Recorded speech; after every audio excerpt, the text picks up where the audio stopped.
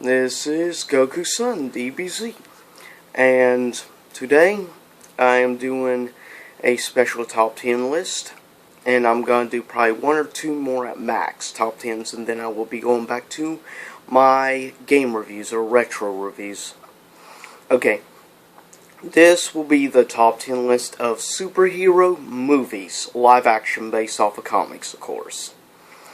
So, let's get this started. And limited to one movie per franchise on the list. So that means there will not be any more than, say, like one X-Men movie from the X-Men franchise, as long as it has X-Men in the title.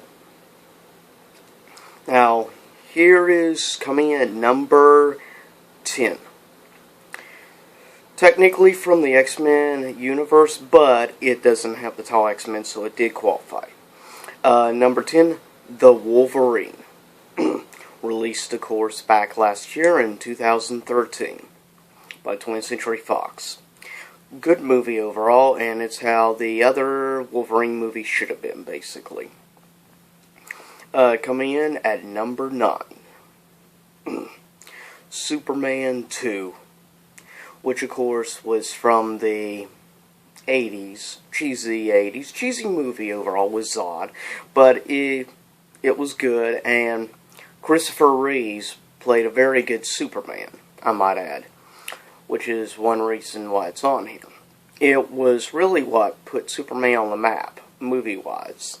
It was, by most, considered to be the best of the Christopher Reeve movies, by far.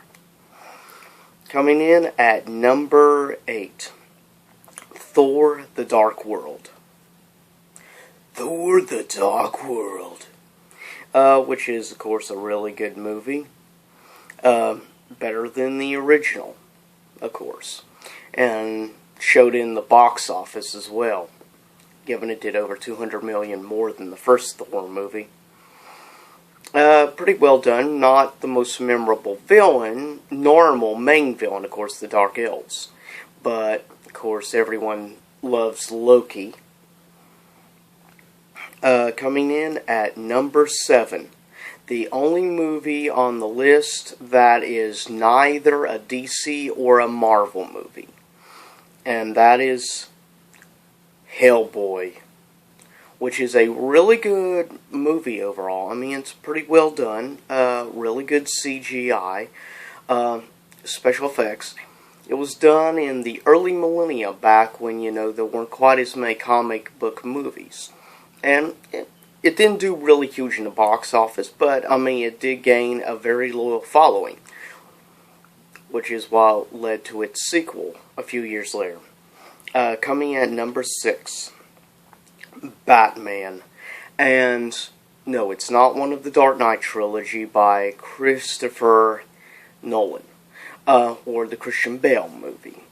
No, yes, those are really good, but a lot of people seem to forget that the original Batman in the late 80s, produced by Tim Burton, was actually a masterpiece. And the Joker in it was a lot more loyal to the source material, to the comic book material by far. And anybody who considers himself a fan of the Batman comics would agree that the Tim Burton Batman was actually a lot more loyal to the source material. And not to mention, it has that beautiful, well done Batman theme music by, of course, Danny Elfman. Coming in at number 5.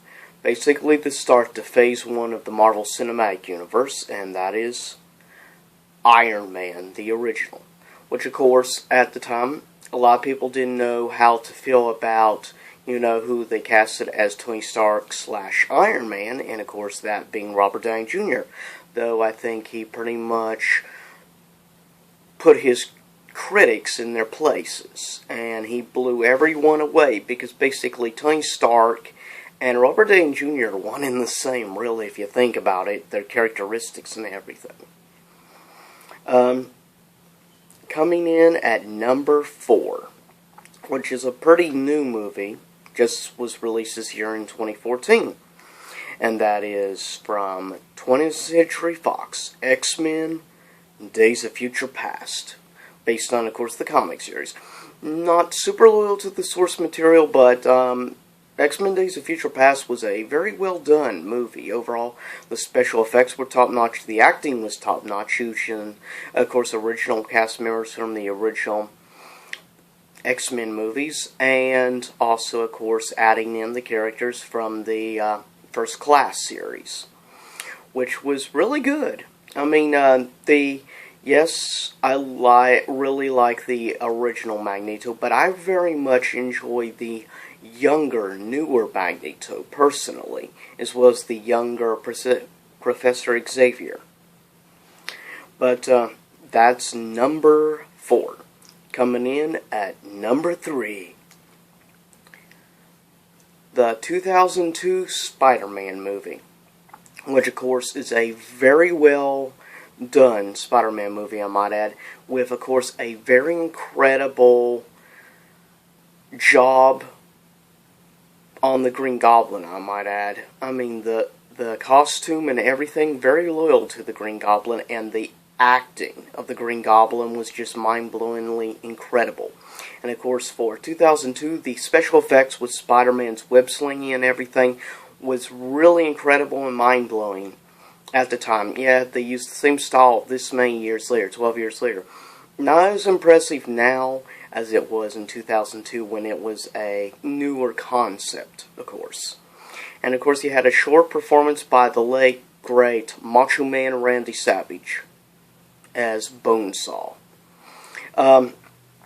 Coming in at number 2, the newest of all the movies on this list from the Marvel Cinematic Universe, Guardians of the Galaxy, which is sort of like a part action, part science fiction, and part comedy. And there's a lot of really hilarious, funny lines in the movie, a lot of great one-liners. The main villain, not the most impressive or great job. I mean, I didn't think he was that bad. I mean, I've seen worse in comic book movies of villains. But I think one of the things that made it worth watching the movie was to see the very short time to see of course, the newer actor they chose to play Thanos. I thought did a very well job for the short promo they had Thanos in it. I thought did a very good job playing a very logical, very intellectual villain. And of course is considered to be the second most powerful villain in the entire Marvel comic book universe, and the most powerful in the Marvel Cinematic Universe. Of course, the most powerful being currently controlled by 20th Century Fox, and that being Galactus. First, honorable mentions, and there's several, because there have been quite a few actually good comic book movies. The first honorable mention, Iron Man 3, which concentrated more on, of course, Tony Stark. Next honorable mention, The Dark Knight. X-Men First Class, Hellboy 2, The Golden Army, The Amazing Spider-Man 2. Some people may bash, but Jamie Foxx did a really good job as Electro, I might add. Other honorable mentions, the original Blade, Blade 2, of course, both really good movies. Dark Knight Rises, and there's too many to name, really, to be completely honest. But we shall now go with number 1. And it shouldn't be any surprise to any of you out there. Done in the Marvel Cinematic Universe. And that is Marvel's The Avengers.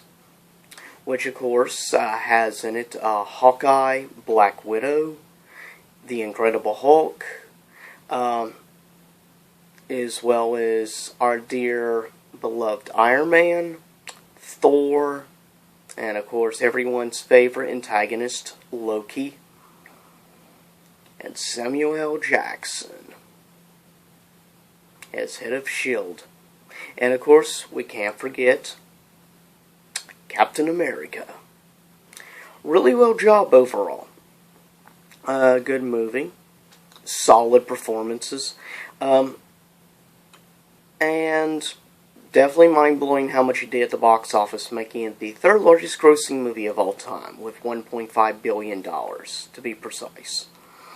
But I'll cut it up. This was the top 10, of course, superhero live-action movies based on comics. I hope you enjoyed my top 10 list. And as always, this is Goku's son, DBZ, signing out. Peace out. And hope to see you next time in YouTube land.